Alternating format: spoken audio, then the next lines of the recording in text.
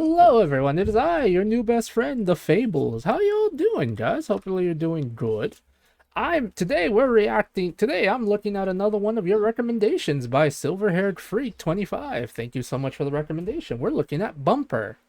I hope this is the right one, because if not, I'm gonna be embarrassed. I'm making sure the names are together. But yes, if you guys would like a shout out as well as possibly appearing in the video, wouldn't be that big of a deal.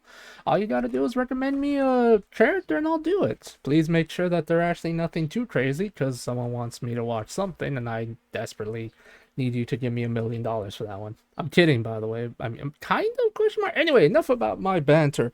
Let's watch Bumper. Because apparently he's getting a new toy. That's kind of cool. God damn it.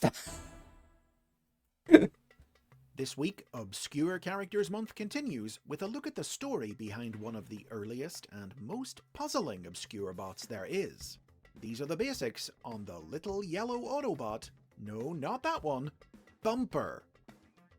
You got multiple little The yellow toy boys. that Transformers fans would come to call Bumper was first released in Japan in 1983 as part of the Microchange toy line. It transformed into a super deformed Mazda Familia. It was available in red, yellow, and blue, and shared the same basic engineering as the Volkswagen and Porsche toys from the same series. The Volkswagen and Porsche were imported by Hasbro in 1984 and Not gonna lie, looking at these two literally just reminds me of Bumblebee and Cliff Jumper. I know they're not exactly them, but it kind of gives me that vibe, you know. First year of the Transformers toy line, becoming Bumblebee and Cliff Jumper respectively. Oh, I was right. But the Mazda wasn't brought over to be part of this new series. Dang, that sucks. Or was it? In 1984, a limited number of yellow Mazda toys were unexpectedly released by Hasbro in Cliff Jumper's packaging.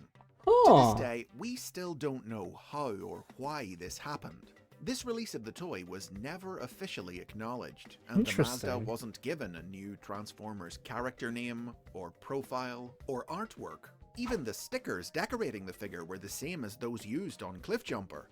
It just showed up one day without explanation and disappeared the next year, making it one of the rarest figures from the first year of the series.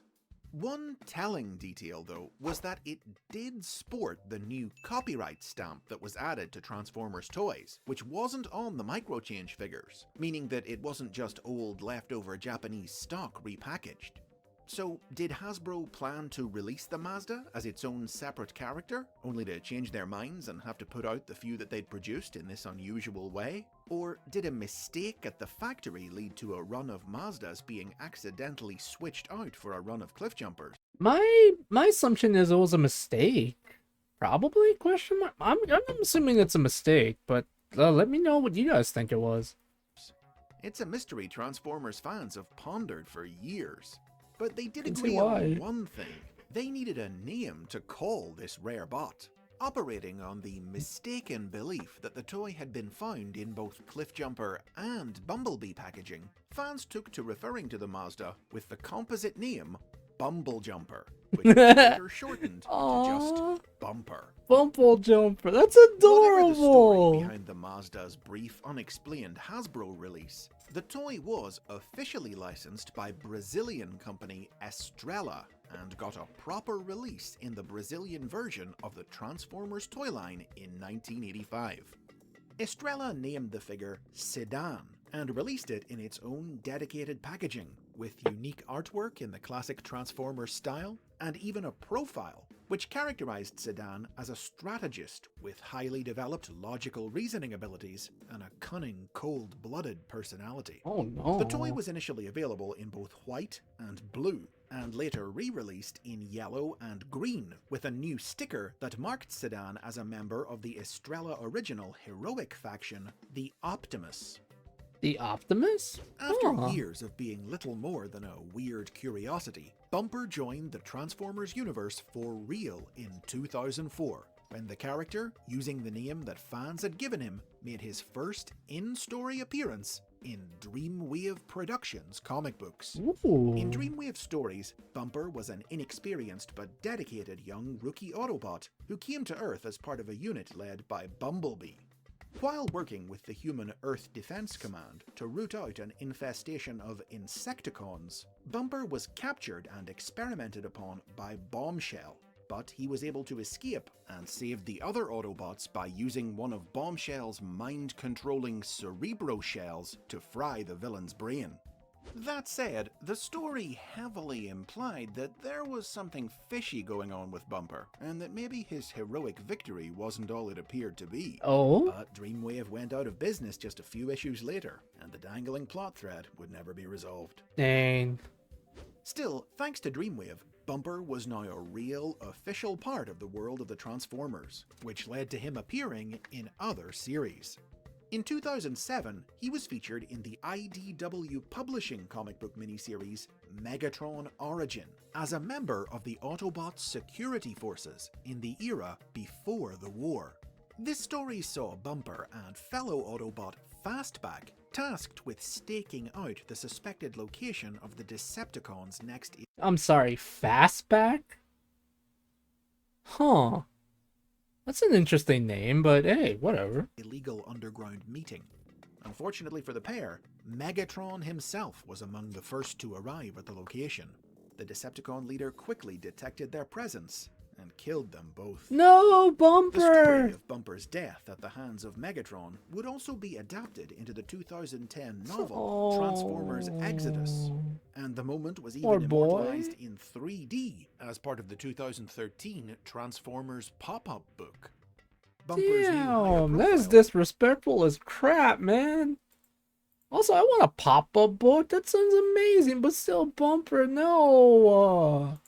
pop-up You don't deserve such Bumper's new disrespect. higher profile would even see him make the jump to television when both he and his Brazilian counterpart Sedan cameoed as background characters in Transformers Animated in 2009. Most recently, Bumper's been appearing in IDW's new rebooted comic book universe. These new stories blend his past characterizations together, depicting him as a young and inexperienced member of Cybertron's security forces in the pre-war era. The poor little guy's had a rough time of it in the comics so far, having been hypnotized by Mindwipe and forced to attack his commanding officer Prowl during a botched raid on an underground gambling den, and severely wounded by Clench amidst the security force's efforts to rescue prisoners being held by the Decepticons.